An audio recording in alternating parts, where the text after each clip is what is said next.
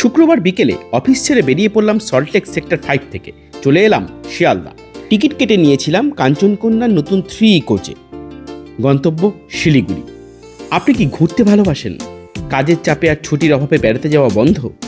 Budget tour করতে চান অথচ পসিবল হচ্ছে না? একদম ছুটি পাচ্ছেন না?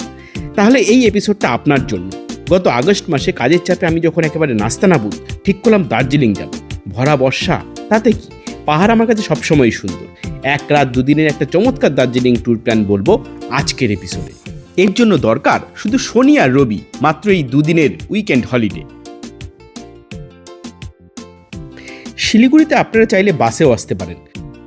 শনিবার সকাল 9টায় শিলিগুড়ি পৌঁছে 250 টাকা ভাড়ায় শেয়ার গাড়ি করে ঠিক 2.5 ঘন্টায় পৌঁছে গেলাম দার্জিলিং।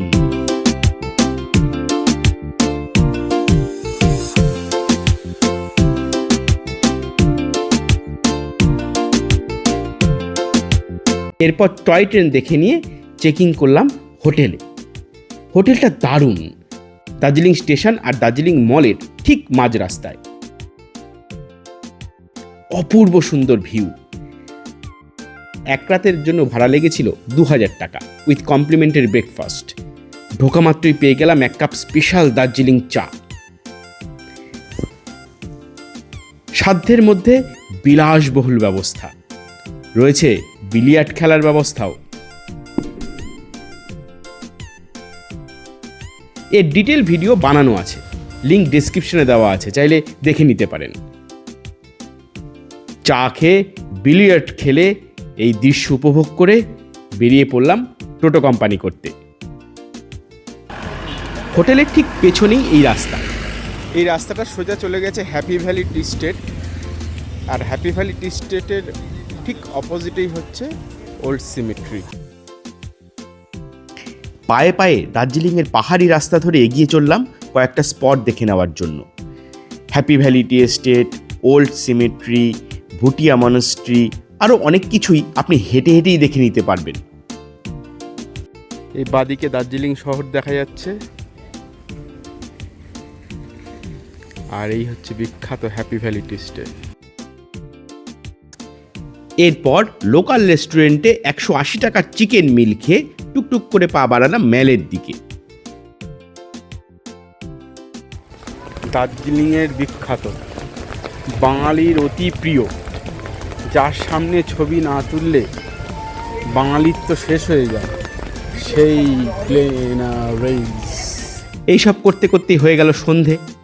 রাতের মেলকে দারুণ লাগছিল কিন্তু।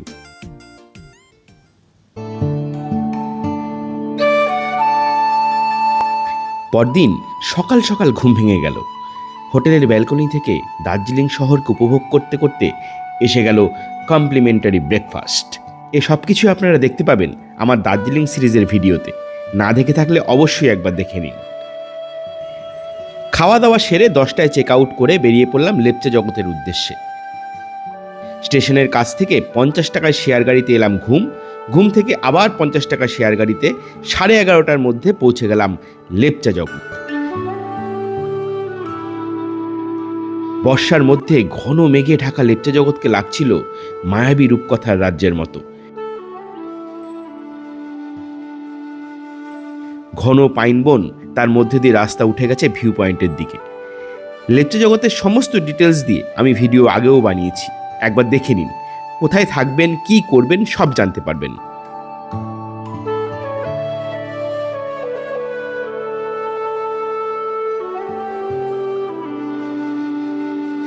লেপচা জগৎ ঘুরে বেলা 3টের সময় আবার শেয়ার গাড়ি ধরে 50 টাকা ভাড়ায় ঘুম থেকে আবার 250 টাকায় শেয়ার গাড়ি করে 2.5 ঘন্টায় পৌঁছে গেলাম শিলিগুড়ি। রাতে 8:30টার কাঞ্চনকন্যায় ব্যাক টু কলকাতা। এই 2 দিনে নর্মাল চিকেন মিল খেলে খাওয়ার খরচ পড়বে এই 700 টাকার মতো। মানে 5000 টাকায় কলকাতা থেকে দার্জিলিং বিলাসবহুল হোটেলে থেকে আরাম করে ঘুরে বেরিয়ে একেবারে ফাটিয়ে দিতে পারবেন। সঙ্গে আবার রয়েছে লেপচা জগৎ।